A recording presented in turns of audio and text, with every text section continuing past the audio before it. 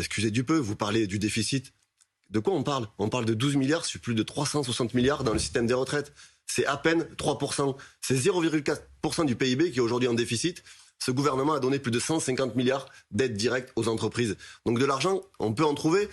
Oxfam vient de révéler un chiffre qui doit quand même nous interpeller. Si on taxe à hauteur de 2%, la fortune des milliardaires français, c'est 43 personnes. 43 personnes, on finance un système de retraite. C'est par répartition, du coup, c'est un autre système. Mais parce qu'on fait participer à la solidarité, c'est ceux qui en gagnent le plus. Et je donne c'est pas la système par répartition de taxer les milliardaires. Bien sûr, ça fait un système de répartition par solidarité. C'est ça la réalité. Ce qu'il faudra regarder, c'est celui de taux de grève dans les entreprises et le nombre de préavis qui sont déposés. Et aujourd'hui, vous donnez les prévisions. On a des préavis partout, on a des taux de grève qui sont massifs. Et moi, je partage ce qui a été dit. C'était déjà une réussite parce que on vient d'avoir un porte-parole du gouvernement qui est venu ici nous expliquer ce qu'était la réforme, pourquoi elle était juste.